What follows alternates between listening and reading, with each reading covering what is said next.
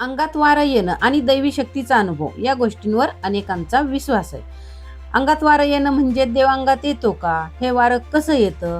याची संपूर्ण माहिती मी आज सांगणार आहे. ही माहिती व्यवस्थित समजण्यासाठी व्हिडिओ शेवटपर्यंत बघा. अंगात वारं येण्याचे 3 प्रकार आहेत. तर पहिल्या प्रकारामध्ये आपण हे बघू की खरं अंगात वारं येणं म्हणजे काय? तर बघा, 100 लोकांच्या जर अंगात येत असेल तर त्यापैकी फक्त 4-5 लोकांच्याच खरं अंगात वारं येत असतं. अंगात देवी देवता येणं म्हणजे दैवी शक्तीचा अंगामध्ये संचार होणं. पण बऱ्याच लोकांना असे काही प्रश्न पडलेले असतात की खरंच देवी अंगात येते का? खरंच देवता एखाद्या व्यक्तीचा ताबा घेते का? की ही लोक भोंदूगिरी करतात का? नाटकं करतात का? संचार हा खरोखर होतो की नाही? तर याचं उत्तर आहे की होय. काही प्रमाणामध्ये संचार हा सत्य शुद्ध असतो. परंतु हा मुख्य संचार बोटावर मोजण्या एवढ्या लोकांमध्येच असतो. या कलियुगात अंगात खरा संचार सापडणं क्वचितच, म्हणजे समुद्रात मोती सापडण्यासारखं. कारण संचार तुमच्या शुद्ध आचरणावरती, तपस्येवर, साधनेवर आणि तुमची त्या देवदेवतेविषयी असणाऱ्या दृढ भक्तीवर अवलंबून असतं. तर बघा, अंगात खरं वारं येणं म्हणजे काय? तर आपल्याला माहित आहे की माणसाच्या शरीरामध्ये एकूण 7 चक्र आहेत. आपण देवदेवतेची जी उपासना, भक्ती, जप, साधना करतो, त्याचं एक बीज तत्व म्हणजे ऊर्जा तत्व व्यक्तीच्या मूलाधार चक्रामध्ये त्या देवतेकडून स्थापन केलं जातं. त्यावेळी ती ऊर्जा, ते बीज तत्व झाडाप्रमाणे शरीरामध्ये आकार घ्यायला लागतं, वाढायला लागतं. आणि ही ऊर्जा शरीरामध्ये वाढत असताना ते एक एक चक्राचं भेदन करत करत आपल्या कपाळामध्ये जे आज्ञाचक्र आहे त्या आज्ञाचक्रापर्यंत त्याचा प्रवास सुरू होतो. आणि या प्रवासात ज्या पद्धतीने चक्राचं भेदन केलं जातं त्यानुसार त्या व्यक्तीला अनुभूती यायला लागते. मुळातच आपल्या शरीराला देवदेवतांची ती छोटीशी सुद्धा ऊर्जा सहन होत नाही. साक्षात देवी देवता जर थेट अंगात यायला लागले तर मग शरीर राहील का, याचा सुद्धा आपण विचार करायला हवा.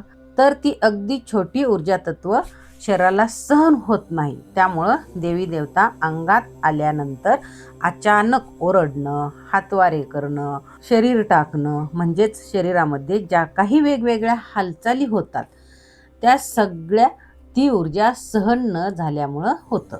अंगात वारं येण्याच्या या प्राथमिक अवस्थेत त्रास का होतो? तर शरीर हे दैवी शक्तीच्या ऊर्जेला तुमच्याशी स्वतःला जोडून घेण्याचा प्रयत्न करत असतं. ती व्यक्ती त्या देवदेवताची भक्ती, सेवा, साधना करत असते आणि ती त्याची सेवा साधना जसजशी वाढत जाते तसतसं त्या व्यक्तीच्या मूलाधार चक्रापासून त्या ऊर्जेचा प्रवाह वाढत जातो, अंगात संचार येतो, वारं येतं. आणि मग ती व्यक्ती समोरून कोणी जर प्रश्न विचारले तर त्याची उत्तरं देते. अंगात संचारलेली ऊर्जा जे भाकीत करेल ते खरं होऊ लागतं.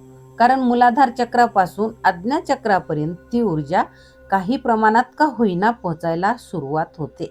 अंगात वारं येणं, संचार येणं ह्या त्या व्यक्तीने केलेल्या भक्ती, सेवा, साधना, उपासना यामुळे प्राप्त होत असतं. आता दुसऱ्या प्रकारामध्ये बघा, आजकालच्या लोकांना जप, तप, ध्यान, साधना, पठण, वाचन नको आहे. पण प्रसिद्धी, पैसा मिळावा, आपल्याला कुणीतरी देवाचा, देवीचा अवतार समजावं या मानसिकतेतून अंगात येण्याकडे त्यांचा कल दिसतो.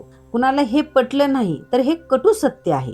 बघा, व्यक्ती अंगात येण्याचं नाटक म्हणजे ढोंग करत असते. कुणीतरी आपल्याकडे लक्ष द्यावं, आपल्याला मान द्यावा, आपल्या पाया पडावं, आपल्याला देवीचा किंवा देवाचा अवतार समजावं यासाठी लोकांचं लक्ष केंद्रित करून घेण्यासाठी आणि त्यापासून स्वतःचा सामाजिक, आर्थिक फायद्यासाठी अंगात वारा आल्याचं ती नाटक करत असते. तर तिसऱ्या प्रकारामध्ये काही व्यक्तींच्या मेंदूमध्ये काही कमतरता आलेली असते. मेंदूत रक्तपुरवठा व्यवस्थित होत नाही किंवा मानसिक ताण असतो. अशा व्यक्ती स्वतःशी बडबड करायला लागतात, घुमायला लागतात, स्वतःभोवती फिरायला लागतात.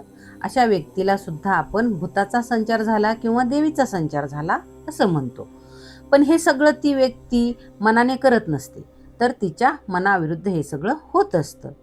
तर त्या व्यक्तीचे मेंदूवरती परिणाम झाल्यामुळे आपण नेमकं काय करतो हे तिला कळतही नाही. त्यामुळे ह्या अंगात येण्यामध्ये त्या व्यक्तीचा दोष नसतो. या दुसऱ्या आणि तिसऱ्या प्रकारावरून तुम्हाला वाटलं असेल की अंगात वारं येतच नाही का? पण पहिल्या प्रकारात आपण पाहिलेलं आहे की अंगात खरं वारं सुद्धा येतं. खरी भक्ती ही आपल्या विचारांमध्ये आणि देवावरील निस्सीम विश्वासात असते. त्यामुळे श्रद्धा ठेवा आणि विवेकही जपा. हा व्हिडिओ आवडला असेल तर लाईक, शेअर करा आणि चॅनलला सबस्क्राईब करायला विसरू नका. धन्यवाद.